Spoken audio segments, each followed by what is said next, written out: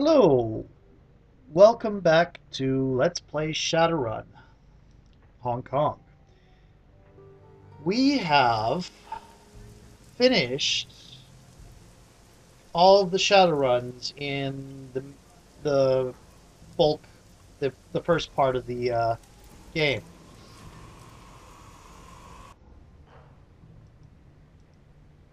So I'm going to do some clearing of stuff.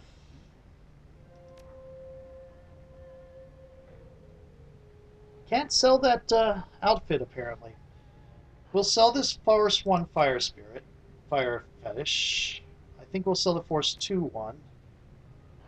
And that should do it. Can't sell the other stuff? Is there anything else we can sell? Apparently not. Let's close this. I don't know what her skill is, and I generally don't use her to attack. So, yeah.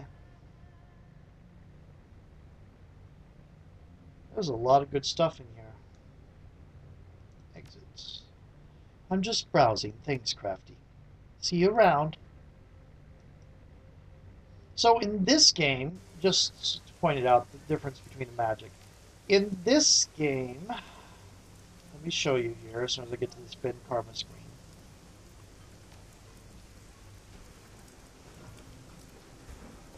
Okay. A mage is defined by using spell casting. An adept uses key casting. So a mage is going to be high willpower mostly. A shaman has conjuring and spirit summoning and spirit control. These are all three shaman related. But in the actual thing, spirit summoning, conjuring, and all that is common. And spell casting is common to both. The only thing that is unique is the key casting is only adepts, and it's not really casting, is you buy specific powers. And you can't reassort them. So the difference is that Shintoist and shamans have some RP differences in how they approach their powers. And also they have, what's the word? They have some RP differences in how they approach the powers. And they also use some different stats. When you have a tradition, different stats are used to determine different things. Like one might focus on charisma, one might focus on intelligence. It depends on which tradition you are. And there are like a dozen traditions: Shinto, Norse, Christian. There's that tradition that doesn't have a particular religion idea and just thinks that the totems and such are psychic projections created by the human unconscious. Stuff like that. I have played a Nordic tradition mage, summoner, and I have played a Shinto tradition summoner. The Nordic one was a mystic adept, and her adept stuff was mostly social, not fighting. So she was something that was a lot supernaturally appealing to people. Anyway, we have one mission left.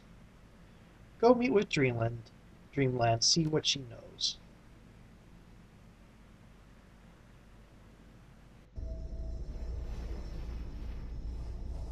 The tenement that Dreamland lives in smells of mold and desperation. The people living here are the kind who don't want to be found. Okay, this is the right place, Noelle. Emile should be in the first apartment. Is she dangerous? She shouldn't be. Emile's a Decker, yes, but she's really more into programming than she is violence.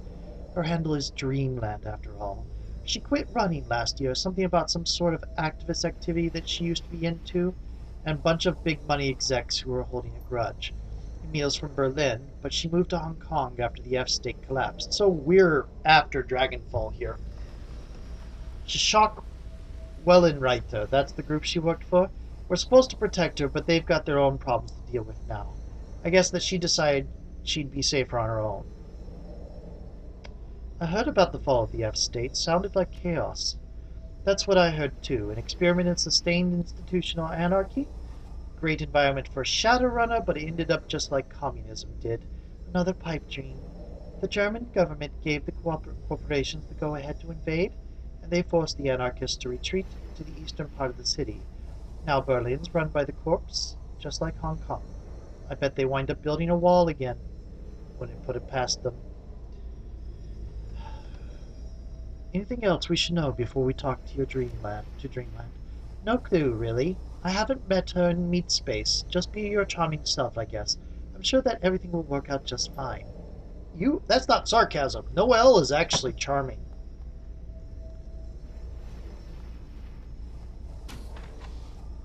Well, that was quick. The apartment's no better than the hallway. Empty fast food cups and packages of dried snack food are strewn about the room. In the corner, a box of cat litter sits filled to overflowing. You don't see any cats. There's a patched-together Matrix terminal sitting on a stack of crates, connected to a banged-up cyberdeck. Within arm's reach of the cyberdeck is a 20-something woman with pale white skin, dirty blonde hair, and a bleak expression. Emil looks at the deck slung across Isabel's back. So, you're Isabel, huh? I didn't expect. A dwarf? Yeah, I get that a lot. No. I didn't expect you to be so pretty. The woman has a soft German accent and a dour disposition. I should never have agreed to this. I'm doing the Russian. I should never have agreed to this, Isabel, she groans. I should never have even responded to your message. If the oligarch swine who've been hunting me find out where I am,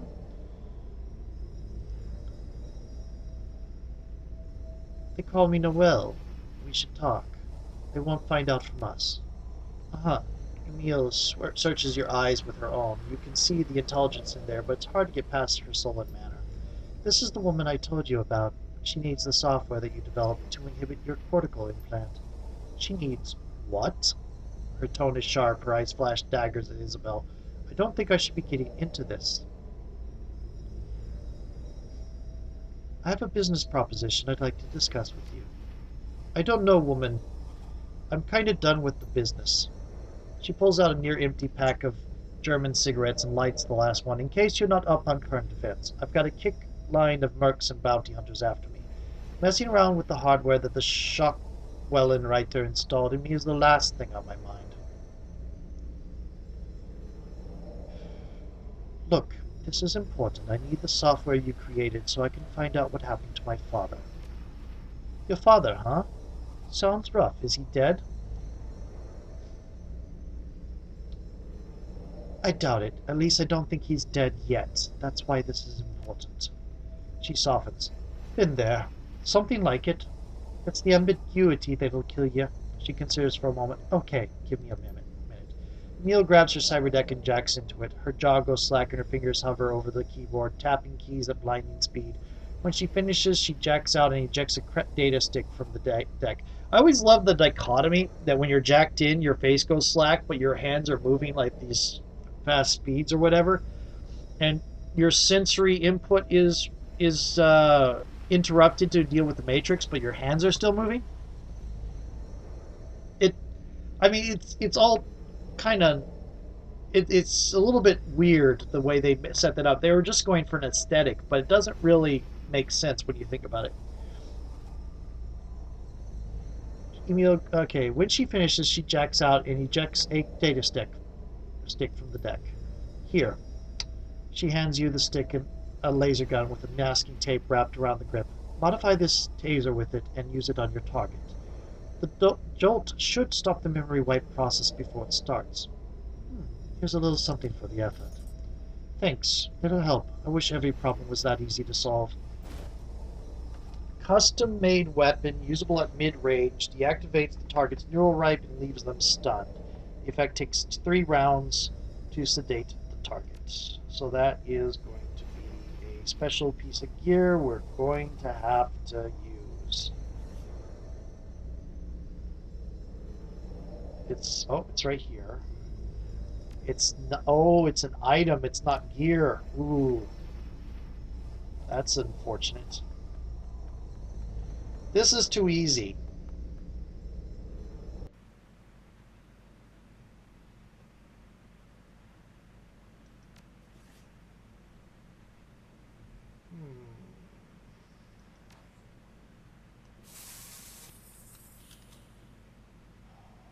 Go to Shekip May and acquire the plastic face man's itinerary.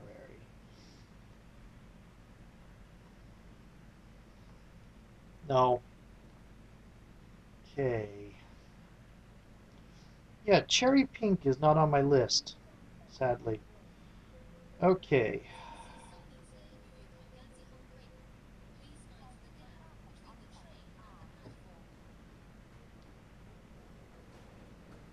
It's going to be Duncan, Gobbet, and Isabel, since we're the ones that are on the being hunted by the plastic face man. Yes.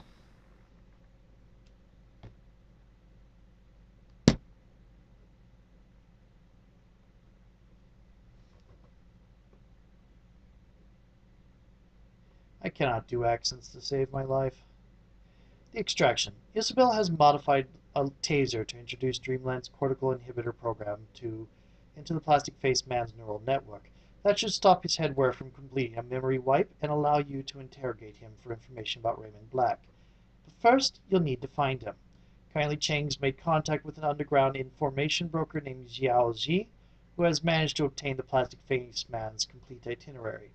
With it, you can choose the time and place to perform an extraction and find out what he knows. Xiao Ji works out of an abandoned night market in Shekip Mei, the Xing House Court.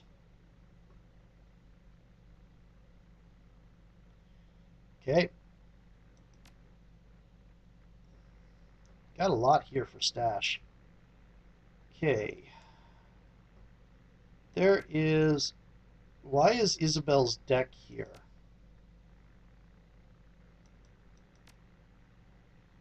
That is weird. Okay. You get a dock wagon contract.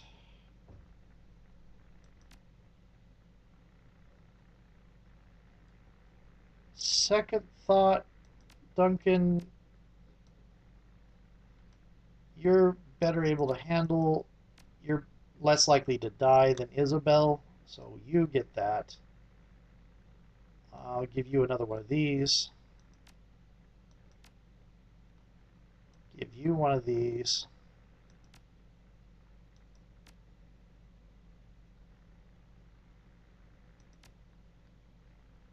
Give you this, and this, and that, and that. I don't think it'll end up being useful, but okay. And I think we have room for one more medical supply to go there. Oh, wow, neat. I haven't gotten a close look at your model. That's pretty cool. Individual. Let's look at Gobbets.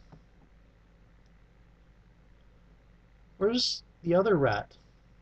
That's pretty cool too. Nice tats you got there. And Duncan? Yep. Nice custom. And of course, Noel, which is a preset. Oh, you got the thing in your face. Dressed like an Aries person. Okay, we're going to confirm.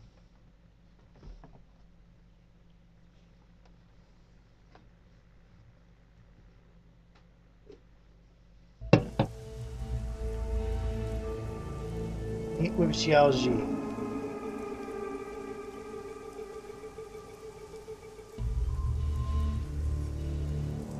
Okay. Okay, that's where we're supposed to go. Let's come down here first. Always check your surroundings. You don't know where a surprise can come from otherwise. The more you look around, the less chance you have of being brutally interrupted. That looks like some kind of funeral. Can't go through there.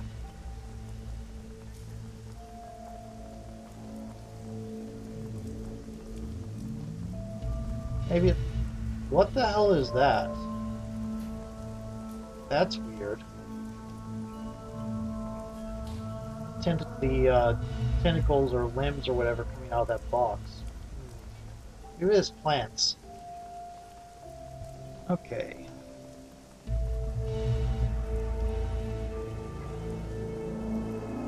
Anything more? I see the proper place. Can't get through here. There's a place in the way. Okay. We've scoped it out. There's nothing interactable. This is all just atmosphere lead up. Make you tense. Xing House Court, top floor. We might end up having a fight there later, though.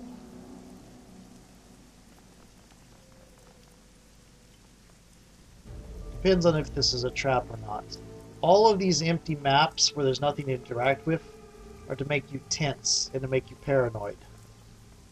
And to waste your time looking around for dangers. Oh, hello. Light changed.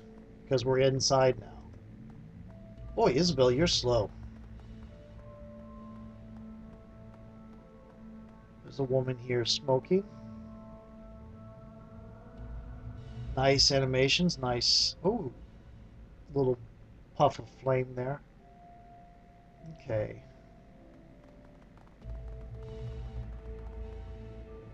Is this where we need to go? The boss is in through the back. Go on through. What's this? Fairly recent code maglock system. Cancel. We don't have the code, and we don't have... It's not giving us a hack option. All these people... The dwarf is the queen of her little hive, a nattering swarm of snitches, stoolies, and spies. Avarice gleams in her eyes. They dart around you, taking in morsels of information so quickly they appear to vibrate. She mumbles little mnemonic rhymes to herself as she tags and labels you all. Ah yes, the new on the scene runner Noelle.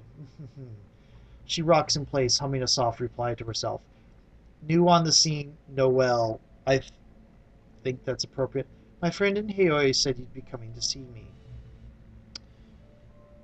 I have a friend too. She says you're the one to see about finding Li Tai Lung.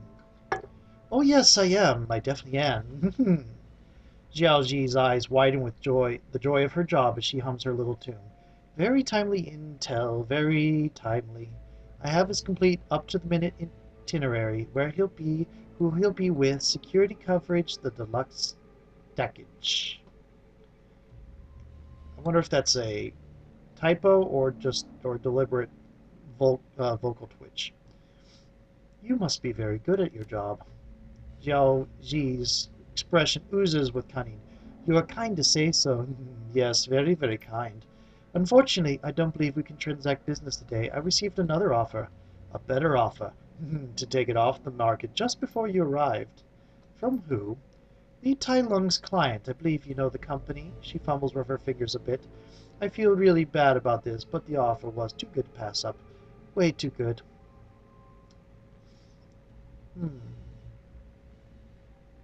You haven't heard my offer yet. You give me what I want, and I don't kill you where you stand. Jiao Ji fumbles with her fingers a bit more. She can't make eye contact with you. Yeah, I was worried you were going to say that, something like that, so I prepared for it in advance. Ambush! Yep. So it's not our direct enemy.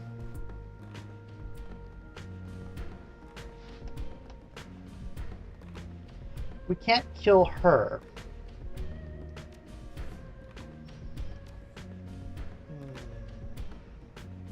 Thug, Captain, Enforcer, Blue Lantern.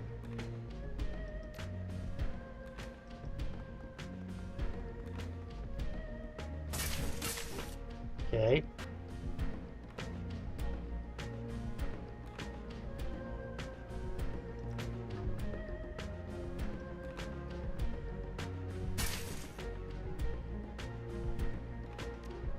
Okay. Give Duncan a little bit of a move bonus.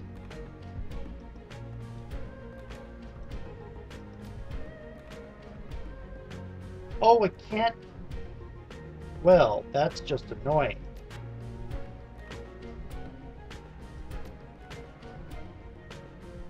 Why is line of sight blocked?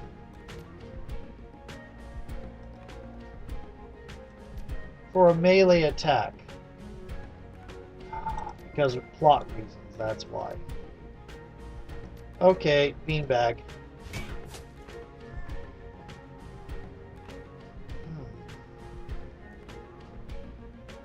Get into cover, get into cover. There's no dragon mines here. Isabel.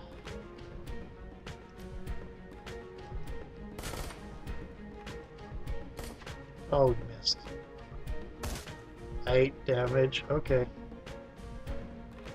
Yes, please use up all your AP like that. Oh, there's more coming in.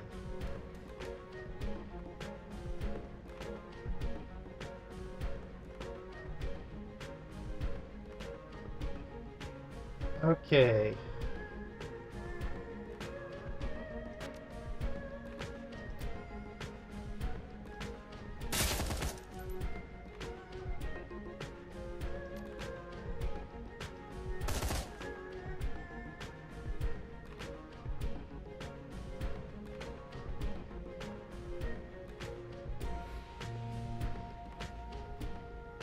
Yeah, why not?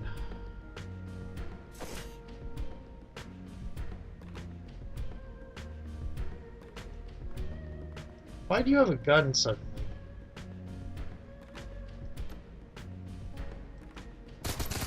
Oh, you're a mage.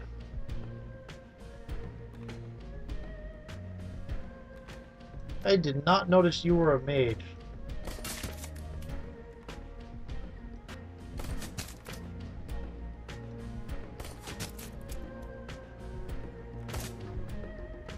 Oh, I forgot about you.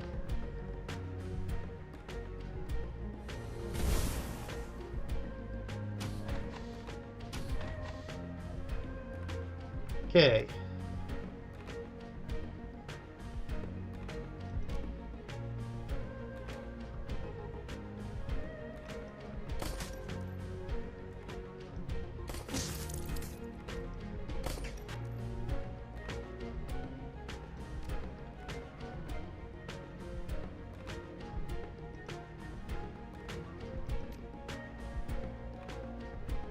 Hello, Captain, my captain.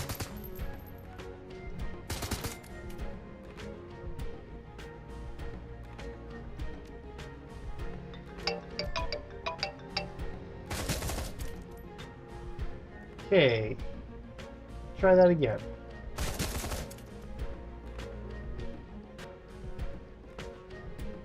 Can't get through there? Lovely.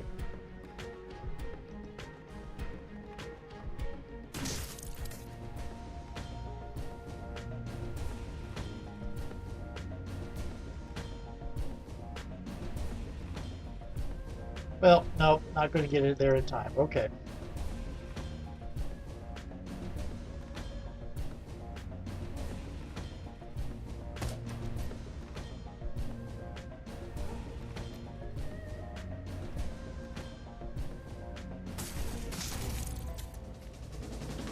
Well, the dwarf got away.